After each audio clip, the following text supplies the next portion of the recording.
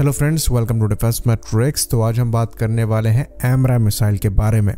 तो इस मिसाइल के बारे में हम पहले भी चर्चा कर चुके हैं, लेकिन आज के वीडियो में हम समझने की कोशिश करेंगे कि कैसे अमेरिकन्स ने इसको समय के साथ साथ इवॉल्व किया है और आज जो इसके सबसे लेटेस्ट वर्जन है वो चाइना की latest PL-15 long range missile को टक्कर देने में सक्षम है।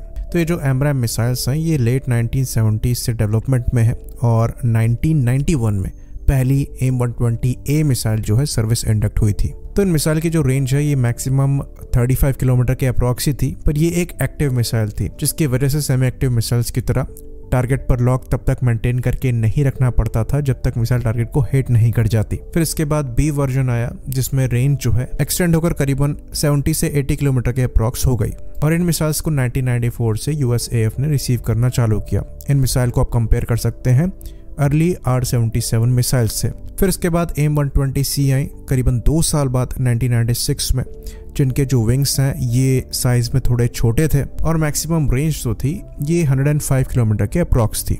फिर इन AIM-120C का जो अपग्रेड है ये लगातार चलता रहा, जिसमें जो मेन फ्यूज है इसको इम्प्रूव किया गया और डिफरेंट इलेक्ट्रॉनिक चेंजेस किए गए इस मिसाइल को ज़्यादा एक्यूरेट बनाने के लिए।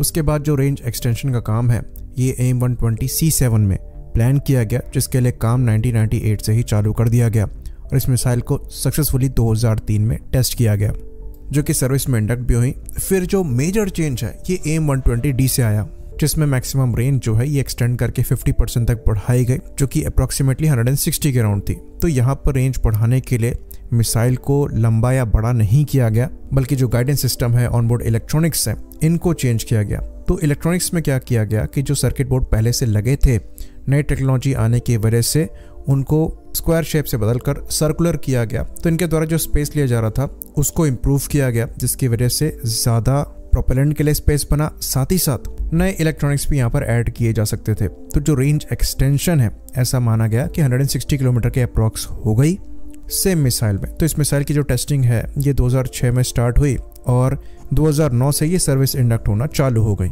फिर इन्हीं D वर्जन का एक और अपग्रेड हुआ जिसके अंतर्गत 2-वे डेटा लिंक को ऐड किया गया, जिसके बाद GPS एडेड जो इनर्शियल नेविगेशन सिस्टम है उसको ऐड किया गया। हाई ऑफबोर्ड कैपेबिलिटी जो है ये इम्प्रूव करी गई। तो इन सब से क्या हुआ कि ये मिसाइल ज़्यादा एक्यूरेट हो गई, तो जो एनर्जी ब्लीड होती थी टारगेट एक्विजिशन में वो इम्प्रूव हुई, जिसकी वजह से जो रेंज है ये एक्सटेंड हुई। फिर इसके बाद जो सबसे लेटेस्ट है ये AIM-120D3 वर्जन है, जिसमें क्या किया गया कि जो ऑनबोर्ड सर्किट बोर्ड था करीबन 30 बोर्ड्स थे, उनमें से 15 को रिप्लेस कर दिया गया और ये जो नए बोर्ड लगाए गए ये काफ़ी कम पावर को कंज्यूम करते थे। साथ ही साथ स्पेस बड़ा था तो ज़्यादा बेटर बैटरी भी लगाई गई और सॉफ्टवेयर को भी यहाँ पर इम्प्रूव किया गया।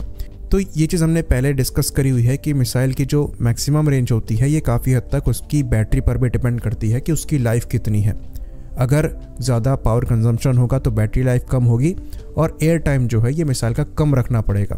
पर जैसे जैसे टेक्नोलॉजी इम्प्रूव हो रही है जो पावर कंजम्पशन है उसको हम लो रख सकते हैं, जिसकी वजह से जो बैटरी की लाइफ है इसको एक्सटेंड किया जा सकता है और एयर टाइम हम ज़्यादा मिसाइल को दे सकते हैं। और यही चीज़ जो D3 अपग्रेड है इसके साथ करने की कोशिश करी जा रही है। सॉफ्टवेयर में इम्प्रूवमेंट किया गया, इलेक्ट्रॉनिक में इम्प्रूवमेंट किया गया, 2-वे डेटा लिंक को यहाँ पर दिया गया, जिसकी वजह से एक्यूरेसी बढ़ी, तो टारगेट एक्विजिशन में भी ज़्यादा जो है मिसाइल को मेहनत नहीं करनी पड़ती है। तो ये मिसाइल ज़्यादा समय तक हवा में रह सकती है। मैक्सिमम ये रेंज कितनी अचीव कर पाती है इस पर ज़्यादा चर्चा नहीं करी गई है, लेकिन ऐसा मानकर चला जाता है कि 180 किलोमीटर के अप्रॉक्स ये मैक्सिमम रेंज देने में सक्षम होगी, जो कि इसे PL-15 के बराबर लाकर रख देती है। तो ये चीज़ हम आपको बता दें कि 2022 से ये मिसाइल टेस्ट हो रही हैं।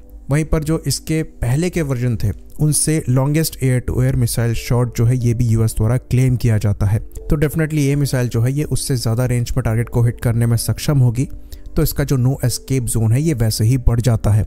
तो ये दुनिया की सबसे ज़्यादा डेडलीस्ट मिसाइल में से एक बन जाती है, और वो भी तब जब यहाँ पर रेंज एक्सटेंशन के लिए ड्यूल पल्स जैसी टेक्नोलॉजी को इस्तेमाल नहीं किया गया है और कोई बहुत बड़े इंप्रूवमेंट भी नहीं किए गए हैं।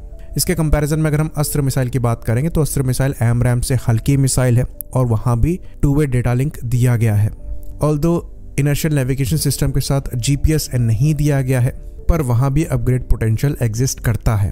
होपफुली इन्फॉर्मेशन यहाँ पर क्लियर रही हो। इसी बात पर इस वीडियो को हम ख़त्म करेंगे। लाइक करिए, सब्सक्राइब करिए। जय हिंद।